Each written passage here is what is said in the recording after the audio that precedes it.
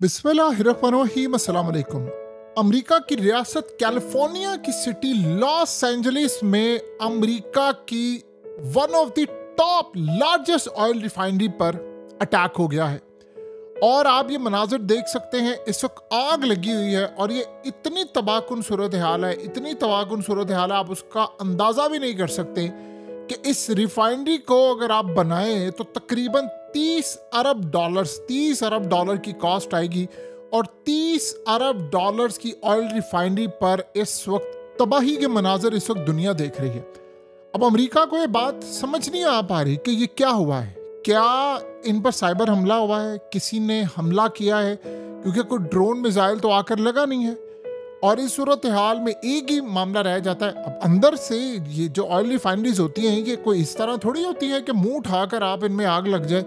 जाहिर सी बात है इसमें कुछ साइबर हमला होता है, जैसे इसराइल ने ईरान में कितनी दफ़ा ऑयल रिफाइनरीज और इस तरह की चीज़ें तबाह की।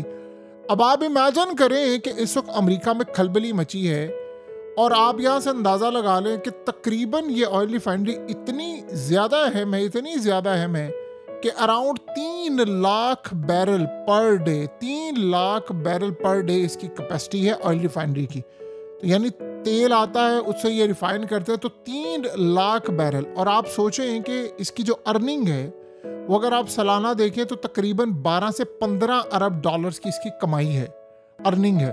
तो अब आप ये सोचें ये हुआ क्या है। ये तब हुआ है कि जब कल जो इंटेलिजेंस रिपोर्ट लीक हुई उसमें बताया ये गया कि यूक्रेन को लॉन्ग रेंज मिसाइल देकर रशिया की ऑयल रिफाइनरीज उड़ाने का ऑर्डर जारी कर दिया अमेरिका ने। यानी अब रूस की ऑयल रिफाइनरीज पर अटैक होने के लिए जा रहे हैं और उसको मुकम्मल तौर पर उसकी तेल की सप्लाई बंद करनी है। और यूक्रेन के अंदर हुआ ये है कि उन्होंने अटैक करवाया रशिया पर और रशिया की काफ़ी हद तक जो ऑयल रिफाइनरीज हैं उन पर अटैक हुआ है और वहाँ पर फिलहाल वो कैपेसिटी रुकी है। अब इसको बदला कहेंगे या क्या कहेंगे। मज़े की बात यह है कि अब जैसे ही ऑर्डर जारी हुआ उसके बाद अमेरिका की ऑयल रिफाइनरी पर आग लग गई है।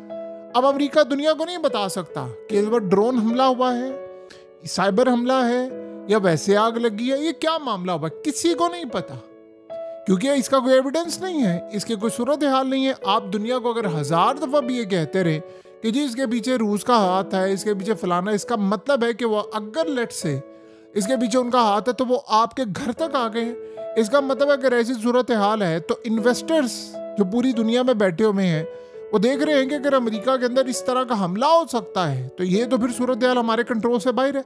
अब सवाल ये है कि किसने हमला किया है, क्या ये हमला था। अमेरिका इस पर कोई बात करने को तैयार नहीं है। अगर दुनिया को वो बता देते हैं कि वाकई इसके पीछे रूस का हाथ है तो आप ये समझ लें कि ये बड़ी तबाहकुन सूरत हाल इनके लिए पैदा हो जाएगी। इतनी तबाहकुन सूरत हाल पैदा हो जाएगी कि खलबली मच जाएगी कि उधर रशिया की जंग बढ़ रही है और उधर अमेरिका के अंदर किसी ने कोई ऐसा हमला कर दिया है कि इनकी ऑयल रिफाइनरी उड़ा दी है। और आप अंदाज़ा करें कि ये बात अभी समझ नहीं आ पा रही किसी को। जहाज़ वहाँ से उड़ रहे हैं, लोग वहाँ से भाग रहे हैं, यानी एक पूरा अजीबोगरीब समा है और ये अचानक से एक तबाही हुई है।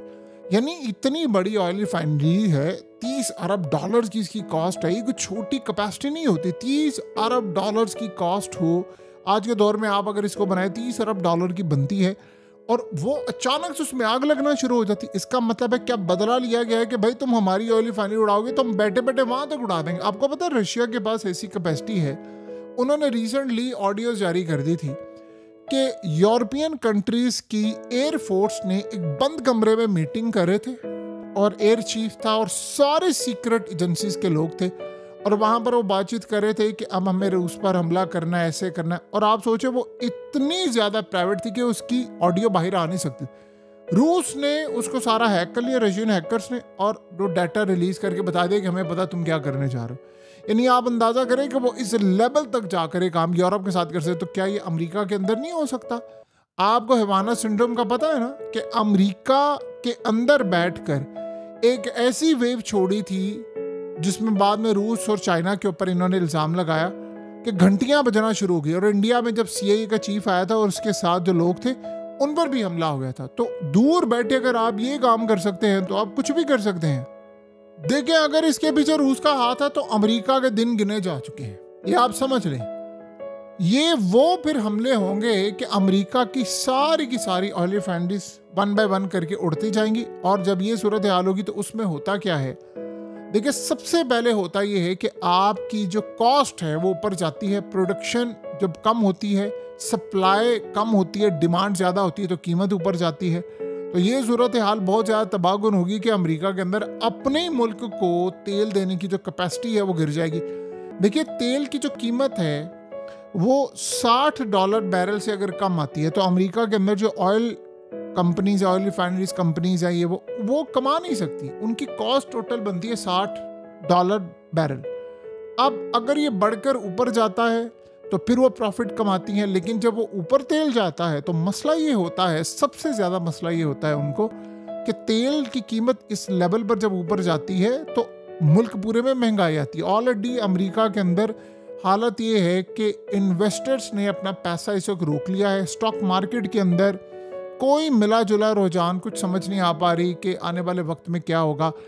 कतर के मामला ख़राब है, तेल की कीमतों का मसला इस वक्त पड़ा हुआ है। इन्होंने रूस पर हमला करवाया, उनकी ऑयल रिफाइनरीज पर अटैक हुआ, यूक्रेन ने अटैक किया, तो उसके बाद हुआ ये कि वहाँ पर उनकी प्रोडक्शन कम हुई। और यहाँ से जब ये मामला हुआ तो अब आप अंदाज़ा करें कि फिर यहाँ तक सूरत हाल आ गई। तो ये कुल मिलाकर अब अमेरिका के लिए एक अलार्मिंग सिचुएशन ये बन गई है कि भाई इसको मैनेज कैसे करना है। अगर ये वाकई ऐसा हो गया है कि बाहर से हमला हुआ है, चाहे इसका आप इल्ज़ाम चाइना पर लगा दे। देखिए अमेरिका में F-35 तैयारे गिरे थे, आपको पता है ना। एक ऐसा रिसेंटली जो वाकया हुआ था उसमें F-35 तैयारा गायब हो गया, रडार पर ही नहीं आ रहा था। और कुछ घंटों के बाद, नहीं कुछ दिनों के बाद जाकर पता ये चलता है कि F-35 तैयारों के एक शख्स ने बताया कि जी मैंने देखा है, मेरे बैकयार्ड में भी आकर ऐसी सूरत हाल है और किसी जगह ड्रोन है, किसी जगह तैयारे इनके गिरे, उसने आकर ये बताया। अब आप अंदाज़ा करें कि जब ऐसी सूरत हाल हुई तो ना रडार पर आया, कौन F-35 तैयारे इस तरह गिरा सकता है अमेरिका के अंदर बैठे हुए ही। यानी बाहर से किसी ने हमला नहीं किया, कोई मिसाइल नहीं मारा, कोई ड्रोन नहीं मारा। ये है कैपेसिटी आज के दौर की हमले की। वैसे इसका छोटा सा नज़ारा चले इस वक्त आप दोबारा समझ लें। पाकिस्तान ने राफेल तैयारे गिराए, वो क्या था, कंट्रोल टावर से राब्ता मुनक़िता कर दिया, फिर आपने उसको हिट किया। खैर वो एक कैपेसिटी डिफरेंट है, लेकिन आज के दौर में ऐसा मुमकिन है। अगर ऐसी सूरत हाल हो जाती है तो अमेरिका की फिर बाकी ऑयल रिफाइनरीज नहीं बचेंगी। अब जाहिर सी बात है जब ऐसा मामला होता है तो अमेरिका में वो कहते हैं जी एविडेंस नहीं है कोई, तो हम दुनिया को बता ही नहीं सकते। वरना आप जब दुनिया को बताते हैं ना कि क्या मामला, देखिए प्यूटन कल आता है रात को, उसने आकर कौम से खिताब किया, उसने ट्रम्प की तारीफें की और उसने बड़ा क्लियर आकर बता दिया। उसने कहा जी रशिया को वीक ना समझना, और उसने अपनी कौम को कहा कि जब रशिया वीक होता है तो तबाह कर दिया जाएगा, तो लिहाजा हमें वीक नहीं होना। यानी उसने कौम को बता दिया कि भाई लड़ाई है, लड़नी है, लड़ेंगे, और उसमें चाहे तीसरी जंग अज़ीम छिड़ जाए, कुछ भी हो जाए, हमें करना ही करना है। जब उसने ये कहा है कि रशिया वीक नहीं होगा, हम जवाब देंगे, हर दम मारेंगे, तो आज आप देख लें नज़ारा क्या हुआ है। उसके कौम से हंगामी खिताब के चंद घंटों के बाद ही अमेरिका की ऑयल रिफाइनरी से आग निकलना शुरू हो गई है और ये बड़ी तबाहकुन आ गई। ये साफ नज़र आ रहा है।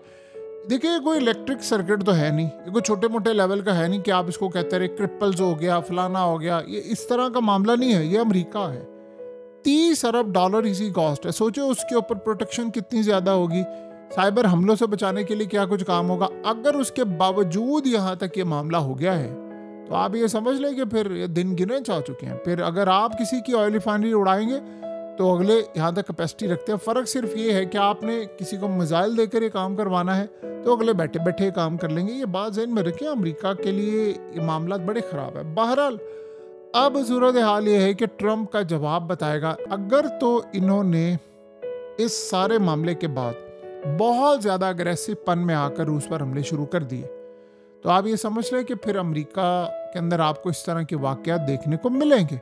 अमेरिका को ये बात अच्छी तरह समझ आ जानी चाहिए कि हालात इस तरह की कैपेसिटी की इजाज़त नहीं देते। तो अगर आप ये काम करेंगे तो फिर बहुत सारे मामलात ऐसे हैं कि बहुत सारे लोग बहुत कुछ करने को तैयार है। बहरहाल इस वक्त अमेरिका को देखना ये है कि क्या उसको रशिया की ऑयल रिफाइनरी, देखिए पुतिन क्यों इतना कॉन्फिडेंट है, वो फुल कॉन्फिडेंट है। वो कहता है कि मुझे कोई परवाह नहीं, अपनी कौम को बता रहा है कि अगर हम ज़रा से भी वीक हुए ना, यहाँ पर ज़रा से भी वीक हुए तो ये हमें बख्शेंगे नहीं। तो हमें अपनी कौम को उसने मेंटली तौर पर तैयार कर दिया है इस चीज़ के लिए कि हमारे पास टाइम थोड़ा है और हमारे पास करने के लिए बहुत सारी चीज़ें हैं। सो पुतिन बड़ा रिलैक्स था जब वो कौम से खिताब कर रहा था, सवालों के जवाब दे रहा था। तो बस वो एक ही बात कह रहा था। एक तो आपको पता है उसने इजराइल के खिलाफ भी बड़े लेवल पर ये काम कर दिया है। उसने कहा कि गज़ा जो है वो किसी सूरत इनको नहीं मिलेगा, ये फ़लस्तीन की अथॉरिटी को आप देंगे। यानी वो जो इसराइल का प्लान था कि हम फौजें वहाँ पर रखेंगे और ये होगा वो होगा, ये नहीं होने वाला। तो कुल मिलाकर आज अमेरिका के भी कान खड़े हो गए हैं कि हमें कहाँ तक लड़ाई करनी है और कहाँ तक हम बर्दाश्त कर सकते हैं।